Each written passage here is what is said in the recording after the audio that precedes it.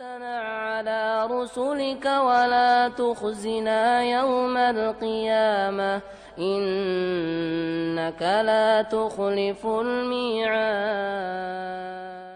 Yang ketiga di antara amal soleh bentuk bakti kita kepada orang tua adalah ikramu shadiqihima, yaitu memuliakan teman kedua orang tua. Teman ketika orang tua ketika masih hidup, dia punya teman-teman yang sering ke rumah, yang sering ngobrol, ya, mungkin sering bantu dia, orang tua sering. Artinya kita tahu ini teman-teman spesial orang tua. Orang tua kita punya teman spesial tidak banyak, taruhlah 5-10 orang. Nah, inilah yang selalu di sekeliling bapak kita dan selalu di sekeliling ibu kita. Teman-teman spesial.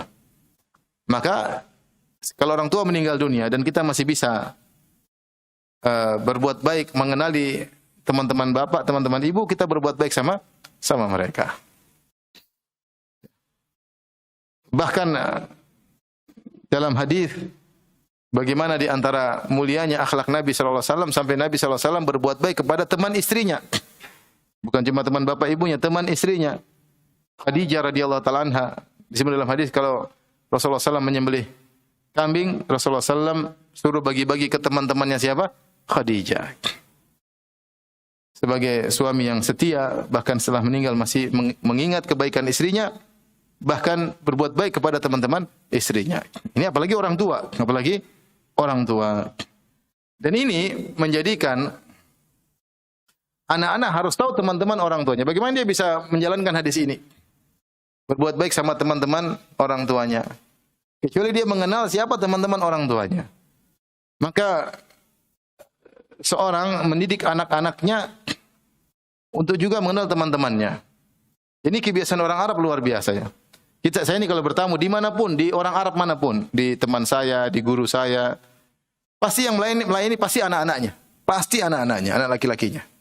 Yang nuangkan kopi, yang nuangkan syahik, kahwa, yang sediakan korma, pasti anak-anaknya. Pasti anak-anaknya. Tidak ada dia nuangin sendiri. Jadi dilatih anak-anak itu untuk melayani tamu-tamu bapaknya. Sehingga dari situ anak-anak tahu siapa bapaknya, siapa teman-teman apa? Bapaknya. Sehingga dia tahu ini yang sering ke rumah ini. Ketika bapaknya meninggal, dia bisa berbuat baik kepada teman-teman bapaknya.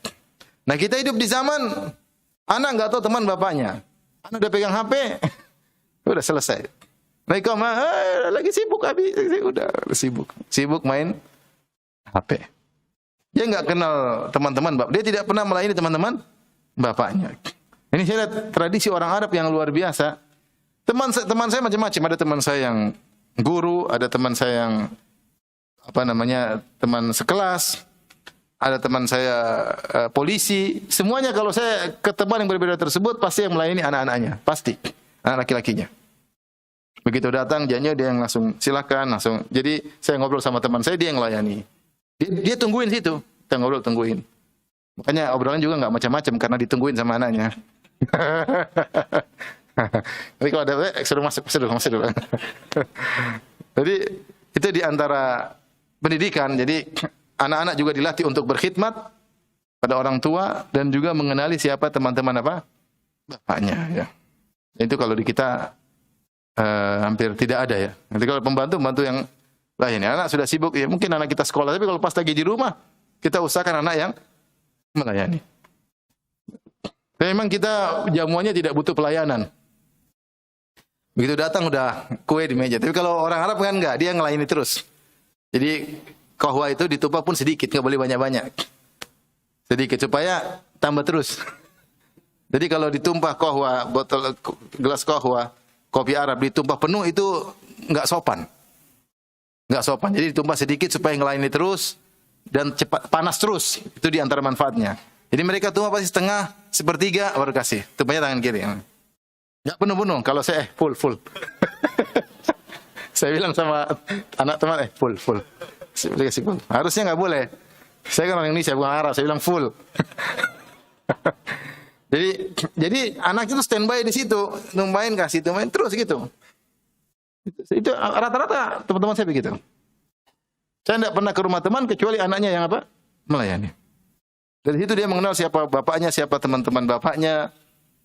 Juga mungkin dia belajar adab dari bapaknya, dari teman-teman orang tuanya, ya.